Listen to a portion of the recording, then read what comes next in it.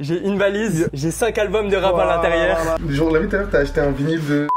Dans l'après-midi, je reçois une notification. Vous êtes ajouté à un groupe WhatsApp, Ok, Opa ouais. X Bouscapé.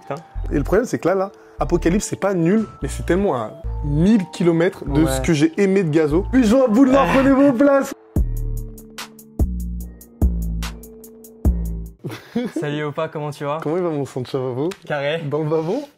Ouais, c'est ça, il n'y a aucun feeling dans le check, je suis dégoûté sa mère. Réel. T'inquiète. Déjà avant tout, c'est la première interview de cette chaîne, donc merci à toi d'être venu. Gros, Super heureux c'est ma première interview aussi, donc Bah, t'inquiète, il carré. y a rien, on est Carré. en on est en équilibre là. On va aborder pas mal de sujets aujourd'hui. Ton parcours, ton Ok. rapport au rap français, évidemment le concert que tu organises ce 8 juin, Boule noire, avec prenez une vos places. line-up incroyable. Le concert il s'appelle STP Opa. Ramène pas tes potes. Ouais, c'est ça, ramène pas tes potes. Il y aura Yovo, Giuseppe, Thiel, Jaurès et d'autres rappeurs qui vont être annoncés. Exactement. Attends.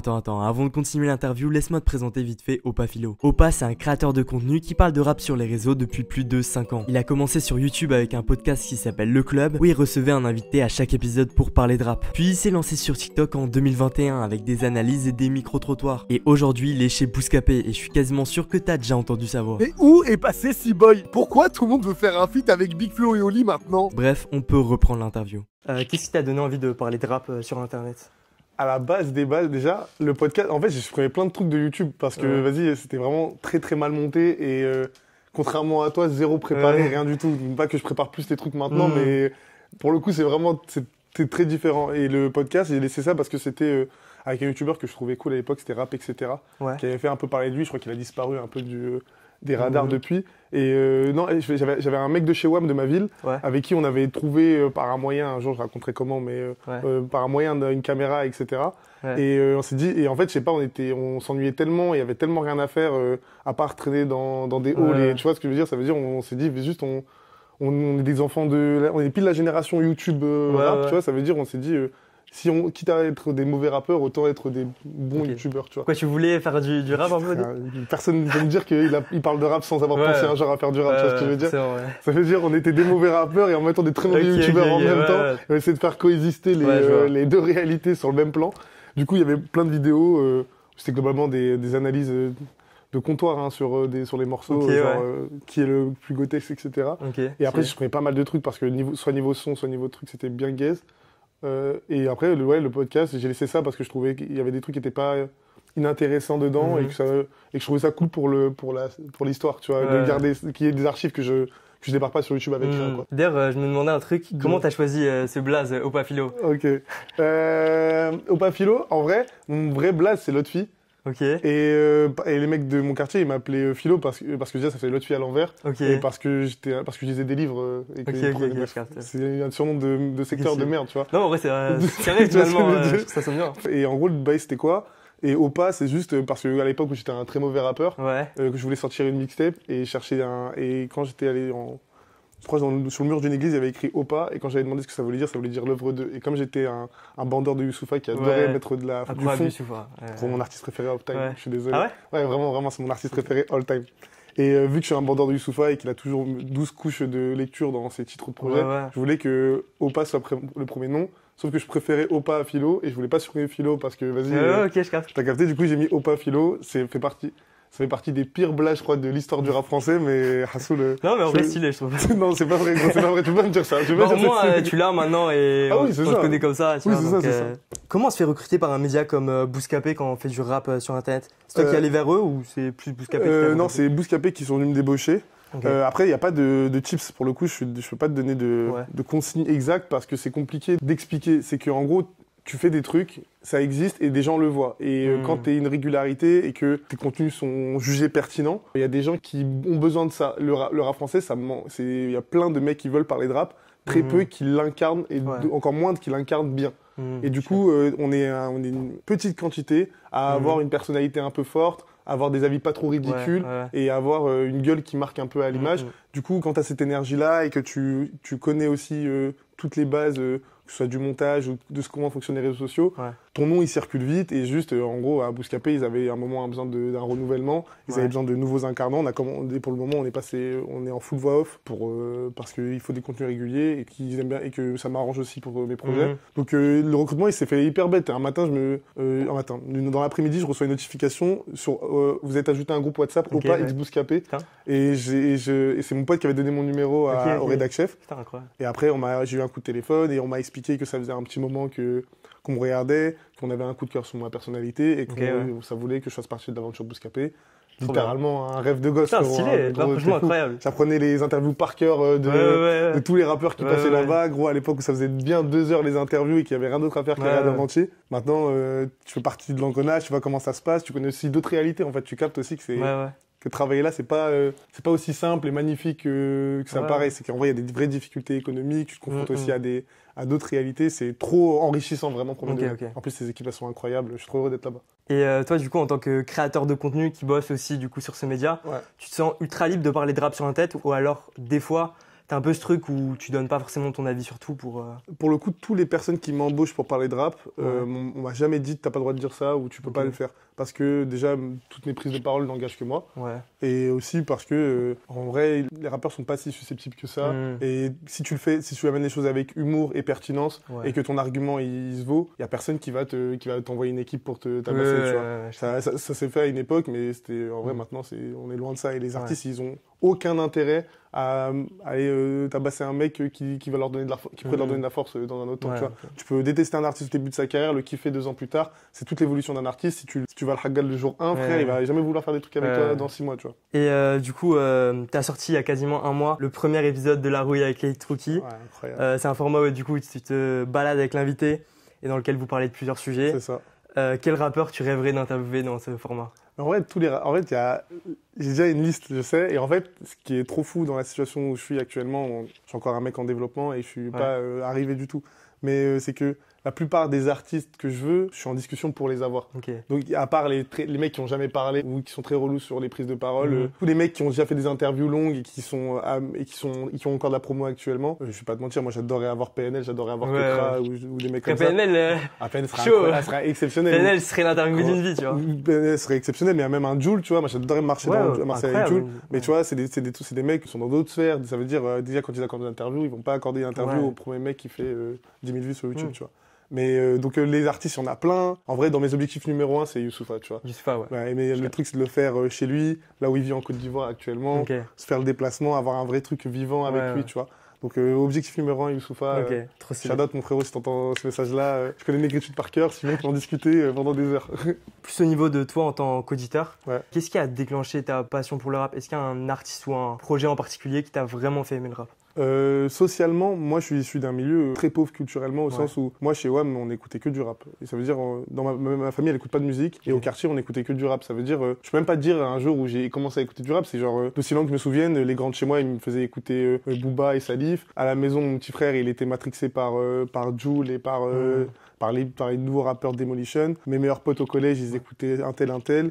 Moi, je me suis fait ma culture un peu crari en opposition. J'avais 13 piges, je faisais le puriste en écoutant Askredko, IAM et NTM, tu vois. Après, la vraie tarte que je me suis pris musicalement, c'est 2 projets. C'est Négritude de Youssoupha et Requiem de Lino. Et c'est les 2 projets qui m'ont fait comprendre que, c'est pas juste la BO de ma vie, c'est aussi une musique que je peux m'approprier, dans laquelle je peux me reconnaître. C'est pas simplement une musique qu'on m'a mis par défaut dans les oreilles. Maintenant, si tu veux bien, j'ai un petit jeu à te proposer. C'était rapide, je pensais qu'il y avait en plus de trucs. Vas-y, dis-moi. Oh, la mallette. J'ai une valise. J'ai 5 albums de rap à l'intérieur. Let's go. Si tu devais partir sur une île déserte et prendre avec toi qu'un seul de ces albums, tu choisirais lequel?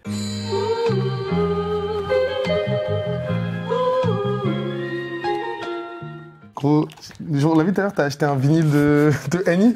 Mais tu sais, en plus... T'as acheté le vinyle Henny, gros. Ça veut dire, Nino, il a sorti Destin, il a sorti MILS. Mais tu sais, ça, c'est un cadeau de Noël. Parce qu'en fait, t'as vu, je me suis dit... Un cadeau de Noël empoisonné, mon ref. Comment j'aurais eu trop le seum au repas de famille, là.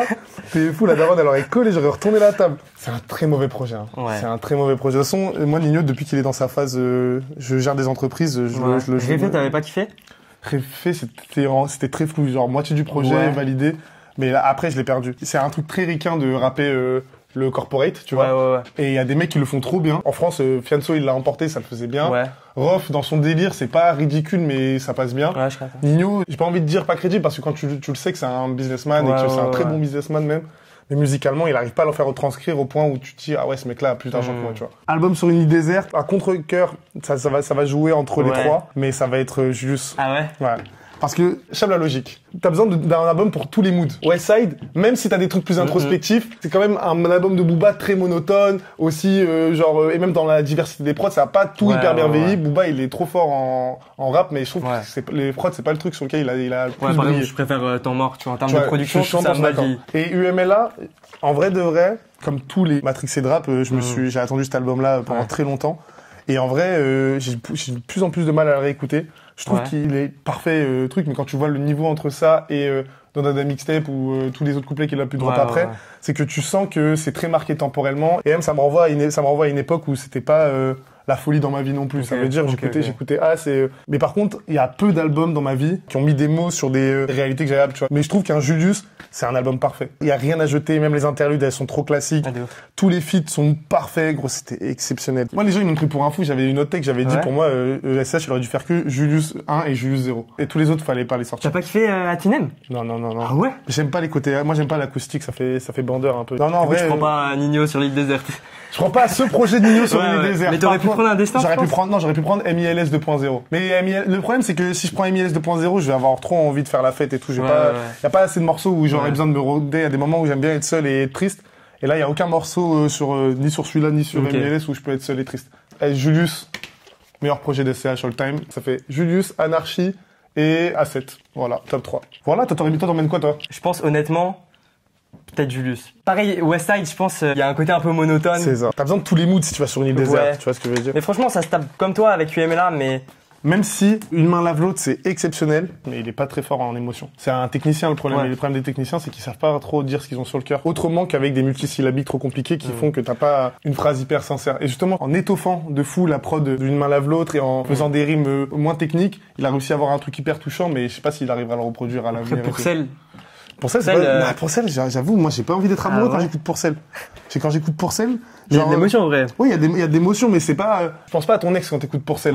En plus, c'est même pas une vraie chanson d'amour, c'est une chanson de revanchard, Pourcel. C'est un truc de tu me calculais pas avant, maintenant tu veux mon buzz, tu vois. Alors que là, tu vois, t'as le code ou un Ivresse Hennessy, tu peux plus facilement te laisser porter par la nostalgie, repenser à ton ex qui t'a brisé le cœur en 4ème, tu vois. J'ai un autre jeu à te proposer. Ok, let's go. C'est un grand mot, mais voilà. Vas-y. Sur Internet, que ce soit pour le cinéma, le rap, le sport et tout, il y a pas mal de gens, surtout sur Twitter, qui mettent des unpopular opinions. Ah, j'aime bien ça. Donc, j'en ai sélectionné quelques-unes sur le rap. Vas-y, dis-moi. Et tu vas devoir pour chacune dire si c'est un avis désastreux ou si le mec qui a dit ça a pas tort. On vient de parler d'SCH. Et là, franchement, elle est forte, tu vois. Dis-moi. SCH est le meilleur rappeur français all time. Mais ça dépend, c'est quoi tes critères de meilleur rappeur? Est-ce que c'est le mec avec la meilleure discographie? Ouais, pas loin. Ouais, en vrai, pas all time, mais dans le top 3 et pas 3ème. Ouais. All time, en vrai, ouais, de fou. Moi, je suis pas très loin. Le rappeur all time, moi, j'aime bien cette take. Je suis d'accord, pas désastreux du tout. Ça s'entend de fou. Damso a sorti aucun bon projet depuis Ipséité. Non, la réédition de Calf, elle est bien. En gros, il avait sorti Calf qui était nul, et la deuxième partie, elle est trop bonne. Elle est vraiment bien. C'est parce que dans le propos c'est plus nuancé, parce que tu retrouves pas un Damso de batterie faible, mais tu as un Damso qui est sincère et qui est pas dans une posture ou un personnage, et même comment il amène son gosse dans le truc, c'est bien. Même un vente à blague, tu vois, il y a un truc où, même s'il a trop confondu morceau énervé et crié dans un micro, justement, moi je pense que le dernier bonne apparition en termes de projet de Damso, c'était Calf Infinity. Toi t'en as pensé quoi? T'as kiffé? Ouais, franchement, Calf, j'ai menti du coup un peu moins. En fait, j'ai eu des attentes, tu vois, donc forcément, tu sais, Damso, c'est quoi le problème? C'est qu'en fait, moi, j'ai une relation toxique avec lui. C'est la meuf sur laquelle t'étais amoureux au collège, qui revient au lycée, puis elle repart parce qu'elle fait ses études dans une autre ville, et elle revient, genre, quand tu commences un peu à être un peu grand, pendant que t'es en couple avec une meuf et ça se passe bien. Ça veut dire, t'as toujours un peu d'espoir que ça se passe bien, et en fait, dès que tu lui laisses une chance, elle te nique ton moral, et t'es 10 pieds sous terre, frère. T'es en mode, tu vois, tu joues avec mon cœur, moi, je pensais que j'allais te remettre dans mon top artiste. J'allais pouvoir payer une place pour ton concert, j'allais pouvoir dire arrêtez de critiquer Damso, il a sorti ça. Ça m'a fait ça avec Calf Infinity, et après il a sorti J'ai menti, et putain, voilà, c'est ça le problème. Après 2-3 sons quand même qui passent sur le. Après forcément un projet, il y a des. Le problème, c'est que c'est comme un SCH. C'est que c'est des mecs qui sont tellement bons sous tous les aspects, que ce soit artistique, musicalement et dans tous les aspects du rap, ça veut dire l'écriture, le choix des prods, etc. Ils sont tellement forts dans tout. Déjà, partir sur la critique avec eux, faut dissocier ces artistes-là. C'est pas le même acabit que présenter le 12e mec de une minute de rap, tu vois. Faut les dissocier, c'est pas du tout la même analyse qu'il faut faire d'eux. Par contre, un Damso, t'es plus exigeant parce que tu sais la capacité, tu sais le talent, la réflexion qu'il met dans sa musique. Et quand il fait ça, c'est que contrairement à n'importe quel artiste qui sort un album vendredi, il a pas mis les 15 morceaux qui ont lancé le plus les potes au studio. Il s'est pris la tête. Ça veut dire, tu t'es pris la tête pour nous sortir ça. C'est gros, tu t'es vraiment branlé sur nous, tu vois. Ou alors que t'as fait des choix qui nous surprend pas positivement. C'est pas nul, évidemment. Il y a plein de trucs bons à Damso et à la 12e écoute, en te forçant un peu, oui, tu peux aimer des trucs. La vérité, c'est que Damso, il fait partie des mecs où, comme SCH, c'est des artistes de l'évidence. Ça veut dire, t'as pas besoin de 14 écoutes pour aimer ou pour apprécier. C'est des bons artistes, point barre. Et du coup, quand ils font pas de l'évidence, c'est déroutant, donc faut être un peu plus exigeant. Et en même temps, des fois, tu t'es exigeant, tu réécoutes, et c'est toujours nul, frère. Voilà, c'est mon avis. Alors j'en ai une, bon là c'est mi-unpopular opinion, mi-hyper populaire. Vas-y, dis-moi. Mais Deux Frères est l'album le plus abouti de l'histoire du rap français. Abouti? Ouais, pas forcément meilleur. Non, en gros, la réédition de Deux Frères, elle pue sa mère. Les morceaux de la Capuche, Frontière, c'est pas nul, mais moi je suis pas dedans, je trouve qu'ils apportent rien au projet. Tu vois, tu finis sur Jusqu'au Dadagramme, t'as un bête d'album. Et après, la vérité, c'est que, et je sais plus c'était la take de qui ça, mais PNL, c'est pas des excellents artistes au sens de, c'est pas très réfléchi, ils ont fait plein d'erreurs, juste les gens voient ça comme du génie parce que on a envie que ce soit des légendes et qu'on a envie que ce soit des génies, et moi j'ai envie aussi que ce soit des génies, tu vois. Mais la vérité, c'est que PNL, ils ont fait plein de trucs aléatoires, des mauvais choix, premier degré, ou des trucs et tout. C'est que genre, c'est des mecs qui ont un instinct, ils ont des bons goûts, mais c'est pas parfait, hyper abouti, nickel et tout, tu vois. Pour finir, j'en ai une, mais je vais me faire vraiment insulter. Non, vas-y, dis-moi. Mais vraiment, je pense. Mais c'est Théotech. Toi, tu les penses? Non, c'est pas moi, ça. Pourquoi tu t'insulterais? Non, là, cette dernière, c'est la mienne. Cette dernière, c'est la mienne. Vas-y. Tu vois, Apocalypse de Gazo. Ouais. Bah, selon moi, c'est pas un si mauvais album. Ouais. Attends, je vais te dire pourquoi. T'inquiète. Parce que, ok, c'est pas un très bon projet en vrai, tu vois, voilà. Mais il y a des titres, tu vois, que je trouve vraiment efficaces sur le projet, sur lesquels je suis revenu. Tu vois, t'as genre YN, Probation, même Nanani Nana, tu vois, ça tu réussis. Et surtout, genre, je me suis quand même pris, pas une claque parce que voilà, mais il y a une l'outro du projet, je sais pas si tu le vois. Je peux prendre une tarte, hein, en vrai, Gazo il est trop fort. Et le problème c'est que là, Apocalypse c'est pas nul, mais c'est tellement à 1000 km de ce que j'ai aimé de Gazo. De la même manière qu'un Damso, genre, J'ai menti, c'est pas artistiquement nul, c'est juste, c'est très éloigné de ce que j'aime de Damso. En plus, même la démarche, je la trouve gaze de faire un projet. Ce que dire. Tu vois ce que je veux dire. Entièrement convertible en disque d'or, il disait, je trouve que c'est la pire logique. Et en même temps, frère, tu peux pas reprocher à des mecs qui ont connu la DAS, la rue et trucs de vouloir becter, de vouloir s'en sortir et tout. Genre, tu peux pas juger les intentions. Mais juste, artistiquement, nous, on juge que des choix artistiques. Je trouve ça gaze de réfléchir en que des trucs, surtout que c'est pas vrai en vrai. Ils vont être certifs, mais ça va être certif parce que sur de la durée et que t'as un gazo, tu vois. C'est qu'en vrai, c'est que quand tu paries sur ça, le problème c'est que tu fais pas, c'est que faire un hit, c'est plus dur que faire un banger. Et genre faire un bon hit, gros, c'est déjà effrayant. Et Gazo, il est trop fort en hit. Mais faire un album de hit, gros, c'est compliqué. Faire un hit, gros, quand t'as la recette, t'as la recette. Et genre, des mecs qui sont trop forts. Gazo, il a une recette. Il a pas des recettes. Il a une recette pour faire un hit. Et du coup, ça fait un album très indigeste, qui part un peu dans tous les sens et qui est pas très bien construit aussi. Et qui donne pas envie de le réécouter. Après, c'est comme tous les projets, évidemment, frère. C'est des bons artistes. Donc, quand tu vas en studio, il y a pas que de la merde qui sort. Mais, si tu veux faire une analyse plus globale, c'est un mauvais projet au sens de si tu juges l'œuvre totale. Mais si tu juges chaque morceau individuellement, t'as un avis différent sur chaque morceau, évidemment, tu vois. Moi, j'ai kiffé un pop, même l'intro. Apocalypse, pas trop nul. Ah, l'intro, moi, justement, je trouve que c'était un peu trop, je sais pas. Ouais, c'est une caricature. Ouais, voilà, autoparodie limite. Ouais, c'est un peu une parodie. Mais ouais, globalement, ouais, mais je suis pas en désaccord avec toi, juste, je trouve ça pas, maintenant, si tu veux bien, j'aimerais qu'on parle du concert que t'organises ce juin. Lui joue à boule noire, prenez vos places, STP au pas. Ramène pas tes potes, s'il te plaît. Déjà, comment est né le projet et pourquoi il s'appelle STP au pas, ramène pas tes potes? Ok. Le projet, il est né un truc tout bête, mais c'est que, moi, je suis pas trop un entrepreneur. Je suis un peu un suiveur dans la vie. Ça veut dire, moi, on me donne des cartes et après, j'en fais des choses et j'en fais avec ce que je peux faire, tu vois. Et il y a ce qu'on appelle un tourneur. Ça veut dire une boîte qui s'occupe d'organiser des concerts pour les artistes, etc. Qui me contacte pour parler d'autres trucs, de promo, etc. à la base. Le mec, il me dit, j'ai une révélation à Noël. Faut qu'on fasse des soirées au pas.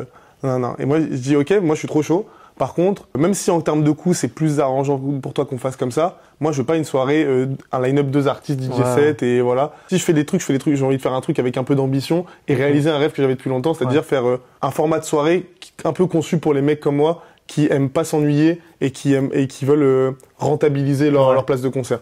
Et genre, j'ai dit, vas-y, si on fait ça, on fait un line-up XXL qui a pas de sens, un line-up de festival avec 7 à 8 rappeurs sur la scène, des surprises, des guests, un DJ set, on passe que des vrais morceaux pour des mecs qui sont pointus pas simplement pour la 12e fois, et pourtant j'adore Zidane de 13 blocs ou Fuck le 17, tu vois, pas un morceau évidence, mais des morceaux plus pointus mais que tout le monde connaît quand même, tu vois, et genre des bangers quoi, des vrais morceaux qui retournent les gens, et je sais que mon public il est assez bien éduqué, je sais que les gens qui me suivent ils ont des bons goûts, tu vois, ça veut dire que genre quand on va mettre ces morceaux là, je sais que je vais pas être tout seul à chanter sur la scène, tu vois ce que je veux dire. Et délire c'est ça veut dire il me dit vas-y on le fait, gros j'étais en mode ah ouais on va faire pour de vrai, ça va vraiment exister. Dinguerie. Par contre, je lui dis, moi, c'est pas une soirée, je veux que ce soit un concert. Au sens noble du terme il y a des micros, il y a des trucs, il y a plein de trucs.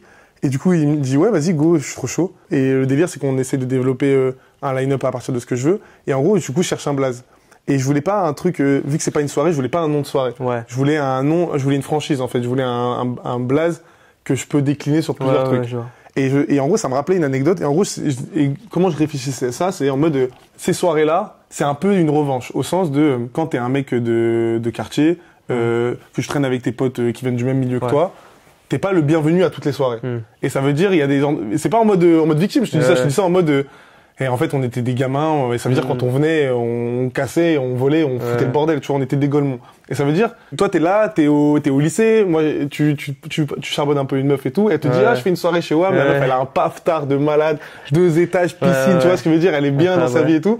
Elle te dit, ouais, s'il te plaît, tu peux venir et tout, tu veux venir à ma soirée, ça va être trop cool et tout, mais juste, ramène pas tes potes, les hayawan qui vont foutre le bordel et tout, tu vois. Et le délire, c'est un peu un pied de nez à ça, mais c'est juste, pour la première soirée, c'était un pied de nez. Le délire, c'est que toutes les soirées, le nom, il va changer. Et qu'on va trouver un peu, soit une vanne, soit un truc en rapport avec le thème du line-up et tout.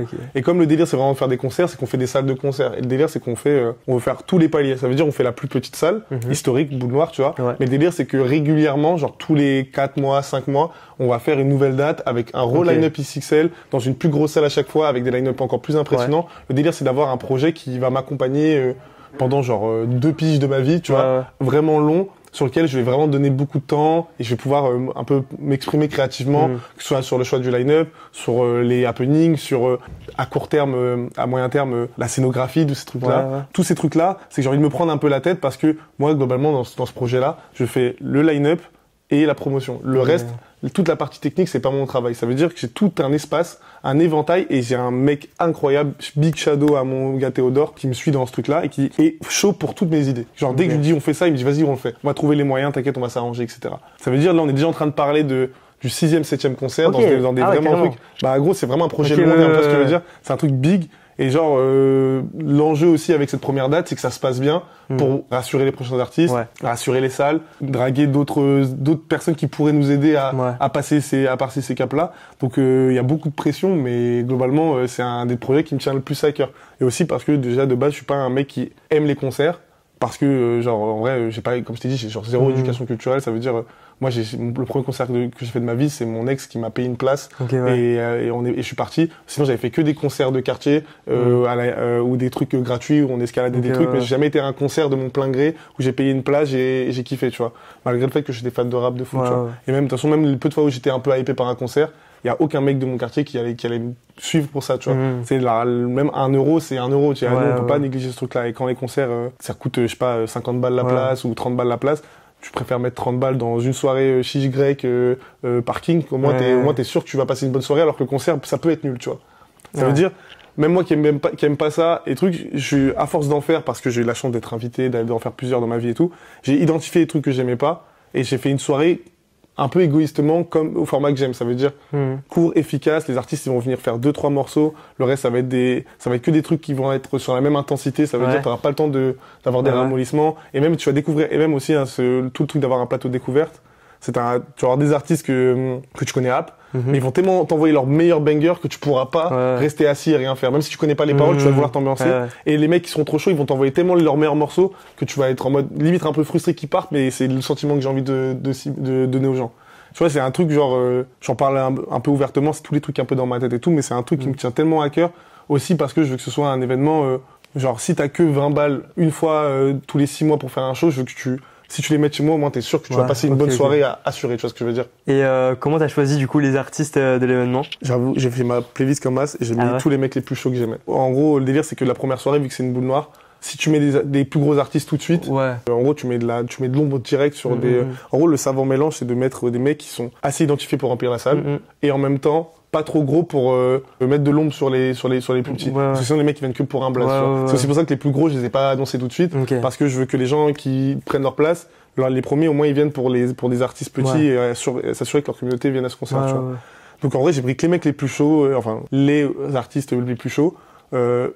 Sur line-up et en fait la vérité c'est que ça fait tellement longtemps que je fais des contenus où je demande jamais rien à personne, même les interviews je prends une question, je dérange pas les artistes et tout, que j'arrive à une période où tous ceux que j'ai rencontrés et tous ceux qui m'ont déjà vu sont en mode gros vas-y t'as jamais rien demandé à personne, viens laisse-nous t'aider au moins une fois dans un truc, on le fait, viens on vient faire la fête ensemble etc. Donc j'ai juste envoyé, moi ou le tourneur il a envoyé des messages, ils ont arrangé ça entre eux en termes de contrat tout ça. Et c'était tous hyper chaud. Ça m'a régalé de fou. Et il y en a d'autres, c'était juste des parties remises. C'est genre, il y a des mecs avec qui on parlait. Ce sera pas pour ce concert-là, ce sera pour le prochain ou l'après. Vu qu'on a de la projection sur l'avenir, on sait que genre, que tous les mecs qui sont sur le line-up, ou tous les mecs qui vont venir après, c'est que des mecs que j'aime vraiment. Comme le format La Roue, tu vois. C'est que je vais jamais interviewer un mec parce qu'il a du buzz. Je vais toujours interviewer un mec parce que sa discographie, je la connais trop bien, que je peux rebondir, que je peux citer des paroles de ses chansons, tu vois. Pour finir, t'as dit qu'il allait avoir des surprises le 8 juin. Est-ce qu'on peut avoir un petit indice ou... Mais ça dépend quand est-ce que l'interview sort, parce que gros en fait c'est des bails de contrat, ça veut dire que si je t'annonce et que tu mets dans une vraie sauce. C'est combien? C'est genre faut pas dire avant le 18, c'est ça? Avant le 18 mai, ouais. 18 mai, je fais une annonce et on va annoncer le reste du line-up. En plus on va l'annoncer de manière cool. Et en plus sachant que t'as des surprises qui sont line-up, on va compléter. Mais il y a des surprises en coulisses. Des trucs que vous n'êtes pas au courant. Comme je dis, je vais faire un concert XXL. C'est que là, je suis en train de voir pour ramener des gens qui ont rien à faire dans une boule noire en termes de niveau de communauté. Et je veux vraiment que ce soit un vrai bordel. Et ces mecs-là sont chauds. C'est juste des histoires de planning, d'emploi du temps, de discussion, etc. et tout. Mais ça va être une soirée, gros. C'est effrayant. Incroyable. T'as un truc à rajouter pour la fin? Non, prenez vos places. Et la passe culture, faites payer Macron. La place, elle coûte 18 balles. T'es fou, la place, elle coûte 18 balles, gros. Passe culture, tu mets des trucs, après le reste, tu mets dans des mangas, dans tout ce que tu veux. Et après, le reste, envoyez le billet, gros. Si vous le faites pas pour les artistes, faites-le pour me donner de la force. Le projet, c'est que plus tard, genre, on fait ça en famille. Ça veut dire, si vous me kiffez, ou si juste vous kiffez un seul artiste du line-up, venez faire la fête avec nous. Vous allez rentabiliser votre concert sûr et certain. Et gros, ça va vraiment être le bordel. Même dans la salle, il va y avoir plein de copains d'internet et tout. Ça veut dire, si vous êtes matrixé du rap, vous allez passer une soirée et vous allez être trop heureux. Premier degré. Merci, ça fait super plaisir. On le sent ou pas? Oubliez pas le lien, je mets le lien en description, bien sûr. Bravo, là. L'Indice, la Passe Culture, on est ensemble, bang, ces prochains épisodes de La Roue, ils vont être exceptionnels aussi. On est en train de préparer les interviews, ça va être vraiment chaud. Et voilà, globalement, l'actu, elle est chaude, elle est bien. Please, Char de la Frappe. Char de la Frappe, si vous voulez votre dose de bonne musique quotidienne. Spotify, Deezer, YouTube Music, Apple Music, voilà. Tous les semaines, on met des nouveaux bangers, on essaie de faire découvrir des artistes et la sélection aussi des vendredis. Donc, mettez-vous bien. Voilà, il y a plein d'actu. Il y a plein de trucs on peut se suivre, on se follow, on est en bleu sang. Merci, mon gros, t'es un brave, wesh. Bête de première interview, gros. Merci. T'es carrément plus à l'aise que moi. On les check à chaque fois, j'ai l'impression. On check. Bon, là, il y a 12 checks s'il faut. Mais gros, c'est parce qu'il faut rattraper le premier qui était. Mais ouais, gros, t'es grave plus à l'aise que Wam à mes débuts, gros, t'es trop chaud. T'es trop chaud. Félicitations, mon sang. On est en bleu sang, c'est fini? Ouais. Boum, 6-9 la trick, ouais, la zup.